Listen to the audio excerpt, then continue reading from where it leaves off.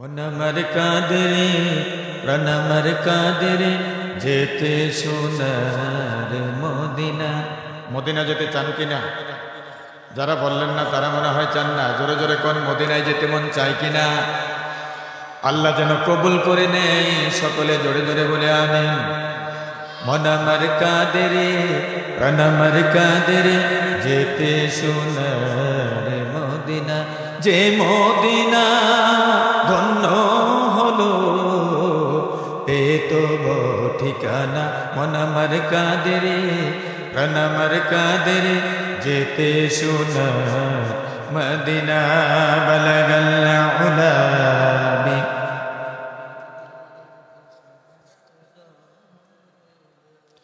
حسنت جميع خصاله صلوا। কুড়িগ্রাম জেলার অলিপুর উপজেলা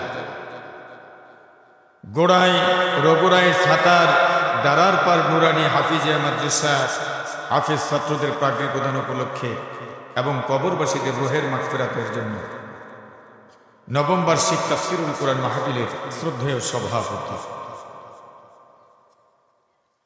জনাব আলহাজ মাওলানা মোহাম্মদ গুলজার হোসেন তাওহীদ,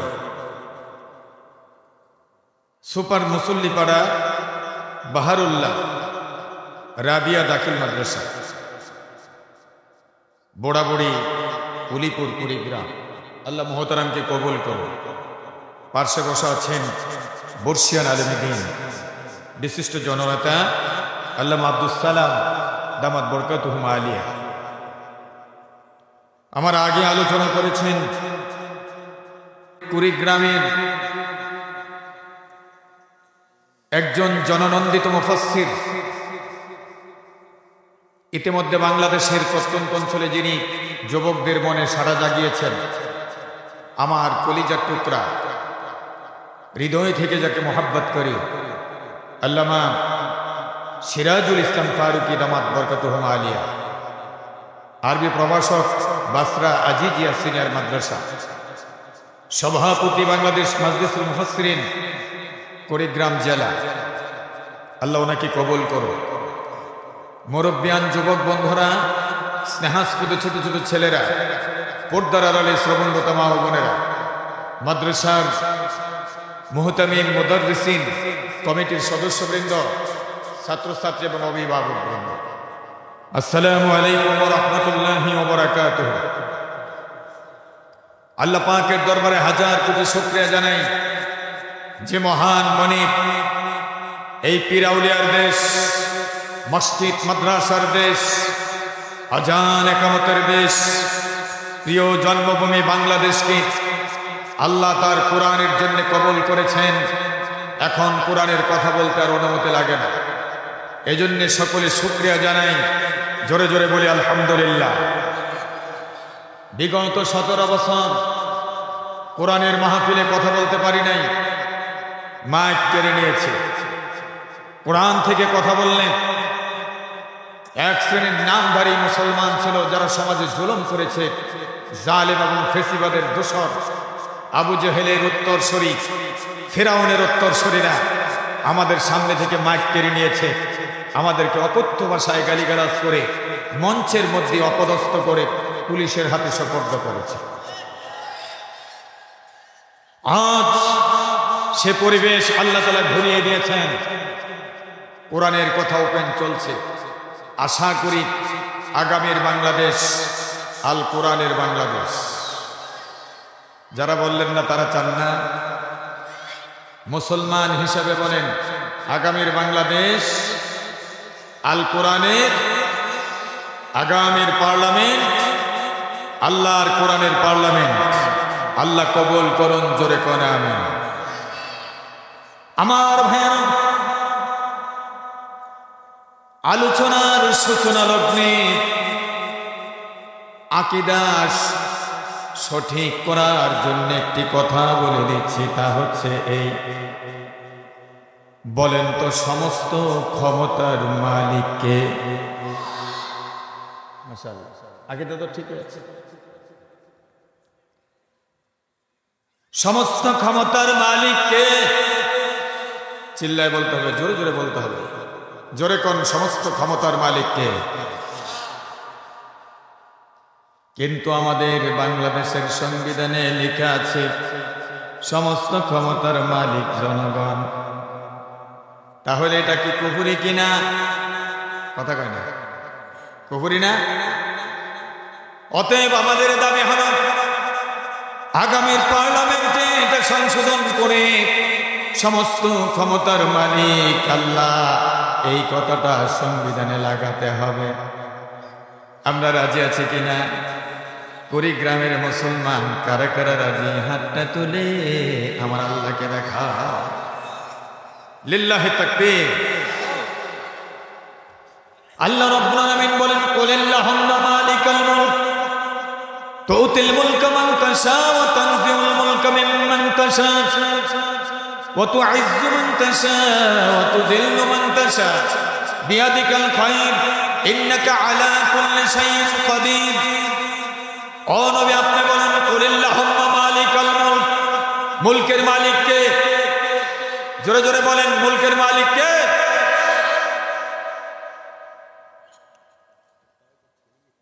এই আকীদা নিয়ে যারা আমাদের সমর্থন নিয়ে পার্লামেন্টে গিয়ে সমস্ত ক্ষমতার মালিক আল্লাহ এর পক্ষে বক্তব্য দেবে, কথা বলবে, তাদের সাথে আমরা আছি।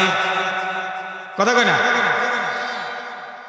আর যারা কোরআনের পক্ষে বলে না, কোরআনকে মানবতার সংবিধান হিসাবে চায় না, তাদের সাথে আমরা নাই। কথা কোন ঠিক কি ঠিক না? এজন্য আজকে ওয়াদা দিতে হবে যে কোরআন দিয়ে নামাজ পড়ি, ওই কোরআন দিয়ে সমাজ গঠন করতে চাই। আল্লাহ কবুল করে নে। আমার ভাইয়েরা, ভূমিকায় না গিয়ে সরাসরি কোরআন থেকে আলোচনা শুরু করতে চাই। আল্লাহ বলেন সূরা হজ, কোরআন শরীফের 22 নম্বর সূরা, আয়াত নম্বর 41। আল্লাহ রাব্বুল আলামিন ওয়াজ করেছেন। এই ওয়াজটা বরকতির নয়, এই ওয়াজটা আমার আল্লাহ। আল্লাহ ওয়াজ করেছেন, আল্লাযীনা ইন মাক্কান্নাহুম ফিল আরদি, আমি যখন তাদেরকে জমিনের ক্ষমতা দেই, জমিনের পাওয়ার যখন আমি তাদের দান করি, জমিনের ক্ষমতা যখন আমি তাদেরকে দিই, 4টা কাজ তারা করে, 4টা আইন করে। 1 নাম্বার হলো আকামুস সালাহ, তারা নামাজ কায়েম করে, নামাজের আইন করে। স্বাধীনতার 53 বছর চলে গেল। বলুন তো মুসলমান, যাদেরকে সাপোর্ট করেছেন এই 53 বছরের ভিতরে কোরআন হাতে নিয়ে বুকে নিয়ে পার্লামেন্টে দাঁড়িয়ে নামাজের আইন করার কথা কি কেউ বলেছে? তাহলে মুসলমান হিসাবে আজ ওয়াদা দিতে হবে, যারা পার্লামেন্টে দাঁড়িয়ে আল্লাহর কোরআন হাতে নিয়ে বুকে নিয়ে কোরআন থেকে নামাজের আইনের কথা বলবে, আগামী দিনে তাদেরকে সাপোর্ট করতে হবে। কারা কারা রাজি? হাত তুলে দেখাও মুসলমান।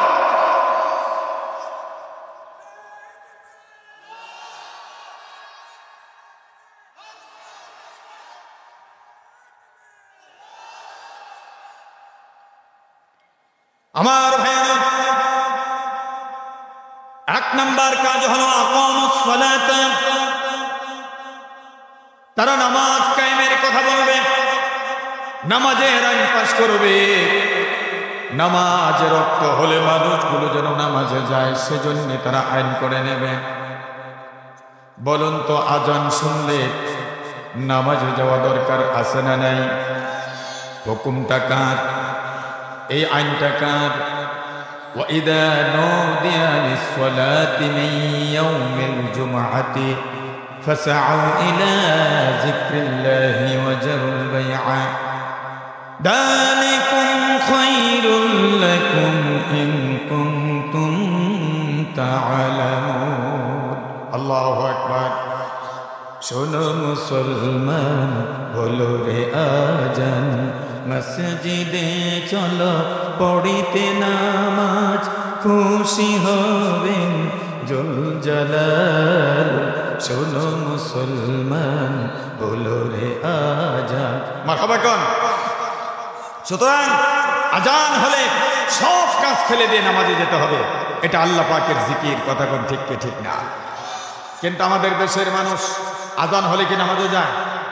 নামাজে না গেলে কোনো শাস্তির ব্যবস্থা আছে?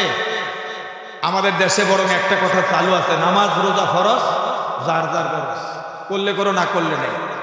আপনি ব্যাংক থেকে লোন এনেছেন, নির্ধারিত সময়ে লোন পরিশোধ করতে পারেন নাই, আপনার বিরুদ্ধে মামলা হবে আদালতে, আপনাকে মামলা করে টাকা আদায় করা হবে। তার মানে সুদ এটা ফরজ বর্তমান সংবিধানে। না দিতে পারলে আদালতের মাধ্যমে আপনাকে অ্যারেস্ট করে জেল দিয়ে তারপর টাকা আদায় করে। কথা কন। আর নামাজ রোজার ব্যাপারে বলা হচ্ছে এটা যার যার খরচ, করলে করো না করলে নেই, কোনো প্রকার শাস্তির ব্যবস্থা নেই। অথচ নামাজের ব্যাপারে শাস্তির ব্যবস্থা রাখা দরকার। কথা বলেন ঠিক কি ঠিক না? যখন আজান হবে, ব্যবসা, বিভিন্ন কলকারখানা সব কিছু বন্ধ থাকবে, তখন চলবে নামাজ।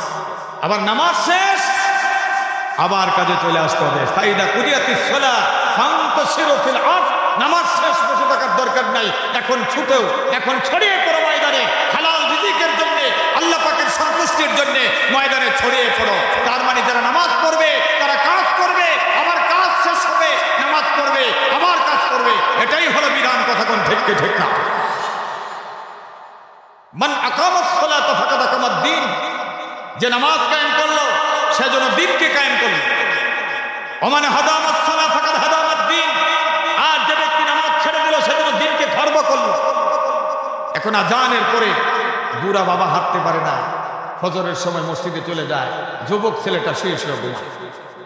আছে না নাই? বাবাকে জিজ্ঞেস করলাম ছেলেকে ডাক দিছেন? কয় না ডাকি না। আপনি গুনাহগার, আপনার ছেলেকে নামাজের জন্য ডাকেন নাই, এটা আপনি গুনাহগার হলেন। কথা কোন ঠিক কি ঠিক না? এজন্য নিজেও নামাজ পড়বো, সন্তানদেরকেও নামাজ পড়াবো। আল্লাহ কবুল করুন, জোরে কোন আমিন। তাহলে এমন প্রতিনিধি আমাদের দরকার যারা পার্লামেন্টে গিয়ে সর্বপ্রথম মাথা উঁচু করে দাঁড়িয়ে আল্লাহ পাকের সিজদার আইন প্রতিষ্ঠিত করবে, নামাজের আইন প্রতিষ্ঠিত করবে। দরকার আছে না নাই? আমার ভাইয়েরা, 1757 খ্রিস্টাব্দে বাংলার স্বাধীন নবাব ইস্ট ইন্ডিয়ার কোম্পানির কাছে, লর্ড ক্লাইভের কাছে পরাজিত হলেন মির্জাফর আলীর মির্জাফরের মাধ্যমে। কথা বলেন ঠিক কিনা? স্বাধীন নবাব 1757 সনে পরাজিত হল। প্রায় 200 বছর, 190 বছর গোলাম হয়ে গেলাম ইংরেজদের। আমাদের স্বাধীনতার সূর্য অস্তমিত হল। সেখান থেকে বহু সংগ্রামের মাধ্যমে যতগুলো আন্দোলন করেছে সব মুসলমানরা করেছে। তিতুমির বলেন, নবাবদের আন্দোলন বলেন, সিপাহী বিদ্রোহী বলেন, তারপরে শরীয়তুল্লাহর আন্দোলন বলেন, সবগুলো মুসলমানরা করেছে। ওখান থেকে দ্বিজাতি তথ্যের ভিত্তিতে স্বাধীনতা অর্জন করলাম 1947 সনে। 1947 সনে দ্বিজাতি তথ্যের ভিত্তিতে যেখানে মুসলমান মেজরিটি ওটা হবে পাকিস্তান, আর যেখানে হিন্দু মেজরিটি ওটা হবে হিন্দুস্তান। দেখা গেল কাশ্মীরের মুসলমানদেরকে হিন্দুস্তানের ভাগে ফেলে আজকে অর্ধ শতাব্দী যাবৎ তারা নির্যাতিত হচ্ছে। কথা কোন ঠিক কিনা? প্রায় 70-75 বছর যাবৎ তারা নির্যাতিত। 47 স্বাধীনতার পরে 14ই আগস্ট পাকিস্তান হলো, 15ই আগস্ট হলো হিন্দুস্তান। আবার শুরু হলো বৈষম্য।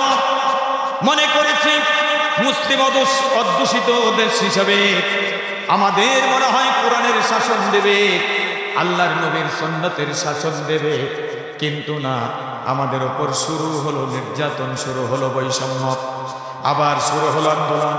প্রথম রক্ত দিয়েছি ভাষার জন্য 52 সনে। কথা কয় না? তারপরে যুক্তফ্রন্ট গঠন করলাম, 54 সনে নির্বাচনে জয়লাভ করলাম। আবার সামরিক শাসনের যাতা করে আমাদের ফেলে দিল। তারপরে শুরু হল আন্দোলন। 66 সনে 6 দফা, 69-এর গণ অভ্যুত্থান, 70-এর সাধারণ নির্বাচন পূর্ব পাকিস্তানিদেরকে ক্ষমতায় দেয় নাই। শুরু হলো স্বাধীনতার যুদ্ধ। 1971 সনে আমরা স্বাধীনতা অর্জন করেছি। এই ডিসেম্বরের 16 তারিখ বিজয় অর্জন করেছি।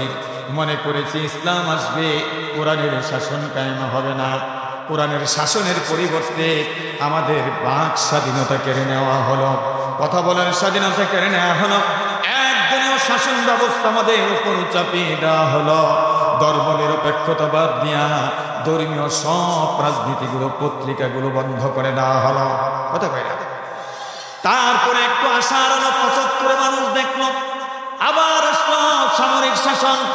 তারপরে হানাবো, তারপরে ফিরে আসলো কিছুদিনের জন্য গণতন্ত্র, কিন্তু ইসলাম আসলো না। আবার আসলো সামরিক শাসন। ওই সামরিক শাসন থেকে 90-এর গণ অভ্যুত্থানের মাধ্যমে এই বাংলাদেশের মানুষ মুক্তি পেল।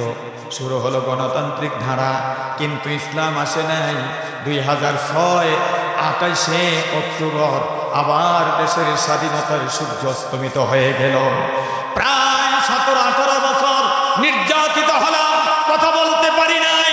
কুরআন হাতে নিয়ে, বুকে নিয়ে এদেশের মুসলমান স্বাধীনভাবে হক কথাগুলো শুনতে পারে নাই। কথা কোন ঠিক না?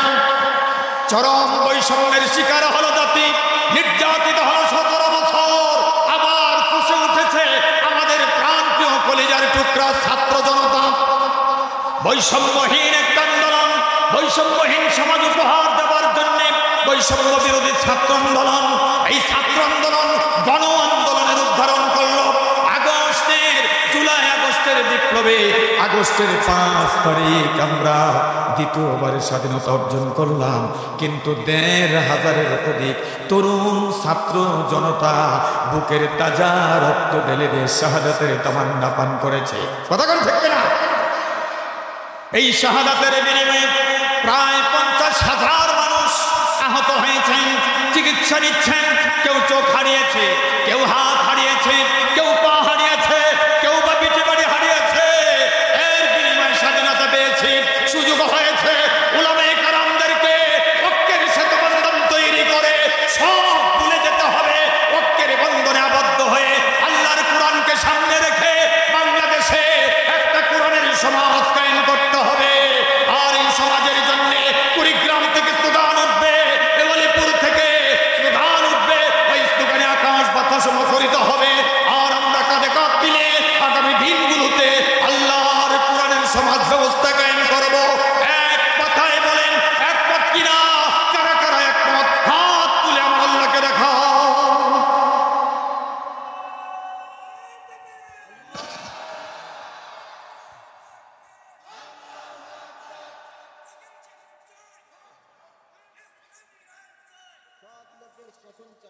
সৎ লোকের শাসন চাই, আল্লাহর আইন চাই। এ কথাটা বলতে পারলেন না? জোরে জোরে বলেন, আল্লাহর আইন চাই, সৎ লোকের শাসন চাই। জি, এটি আমাদের দরকার। কথা কর, আল্লাহ বলছেন আতাসিমু বিহাবলিল্লাহি জামিআ ওয়ালা তাফাররাকু। আল্লাহ বলেন আমার এই রজ্জু কোরআনকে তোমরা আঁকড়ে ধরো সংঘবদ্ধভাবে, ওয়ালা তাফাররাকু, পৃথক হয়ো না। সুতরাং আজকে সর্বপ্রথম আলেমদেরকে ঐক্যের সেতুবন্ধনে আসতে হবে। আলেমদেরকে সুদৃঢ় শিশানলা প্রাচীরের মতো ঐক্য গঠন করতে হবে, কথা বলেন ঠিক কিনা? কোনো ভেদাভেদ চাই না, কাউমি আলিয়ার কোনো দ্বন্দ্ব চাই না। বীর বুজুর্গদের সাথে এদেশের ইসলামিক দল যারা করে আন্দোলন করেন তাদের মধ্যে কোনো ভেদাভেদ চাই না। একটা ঐক্যের সেতুবন্ধন চাই। আল্লাহ কবুল করুন, জোরে করে আমিন।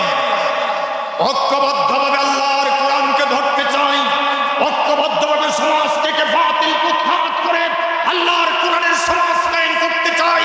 আল্লাহ কবুল করুন, জোরে করে আমিন। নবীজি বলেছেন ইন্না হাদাল কোরআন, এটা হলো কোরআন আব্দুল্লাহ, এই কোরআন হলো আল্লাহর রশিদ ওয়াস শিফাউন নাফি, এই কোরআন হলো উপকারী মহৌষধ ওয়ান নূরুল মুবিন, এই কোরআন হলো প্রকাশ্য জ্যোতি তথা প্রকাশ্য আলো। ওয়াকদুল লিমান তুমসিকা বিহি, এই কোরআন হলো মুক্তির চুক্তিপত্র। ওয়া নাজাতুল লিমান তাবিআহু,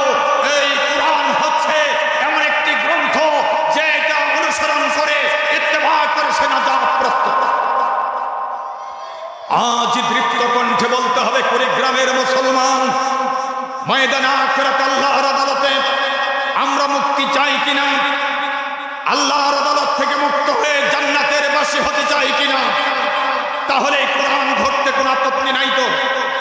রাসূল বলেছেন আনতা জাআলুল কুরআন রাবিআ কলবি, ওয়াল্লাহ এই কোরআন দিয়ে আমার হৃদয়ের বসন্ত বানিয়ে দাও। আমরা বলছি আমিন। ও মিয়া, বসন্ত আসলে বাংলাদেশে মেয়েরা আলপনাকে হলুদ রঙের শাড়ি পরে শিমল ফুলের মালা গেঁথে গলায় দিয়ে তারপরে বিভিন্ন রঙে রঙে পর্দাহীনতা, অশ্লীলতা, বেহায়াপনার প্রদর্শনী করে তারা গান রচনা করেছে। ফাগুন এসেছে ফিরে, তুমি ফিরে এলে না। কথা কয় না? কাকে চাও? এই দেহ প্রদর্শনী করে কার কথা বলছো? গানে ফাগুন এসেছে ফিরে, তুমি ফিরে এলে না। কাকে ফিরাতে চাও? আমি চাই বাতিল উৎখাত করে যিনি হক কায়েম হোক, এই ময়দানে কোরআনের শাসন ফিরে আসো। কথা বলেন ঠিক ঠিক? রাসূল দোয়া করেছেন আনতা জাআলুল কুরআন রাবিআ কলবি, আল্লাহ কোরআন দিয়ে হৃদয় বসন্ত বানিয়ে দাও। ওয়া নূরা সাদরি, আমার সিনাকে কোরআনের আলোতে আলোকিত করে দাও।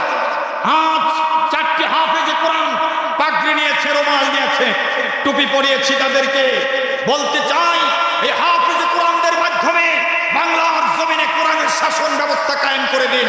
বলছি আমিন। জগৎ সেরা বিখ্যাত আলেমে দ্বীন হিসেবে এই হাফিজদেরকে আল্লাহ তাআলা কবুল করুন। জোরে কোন আমিন।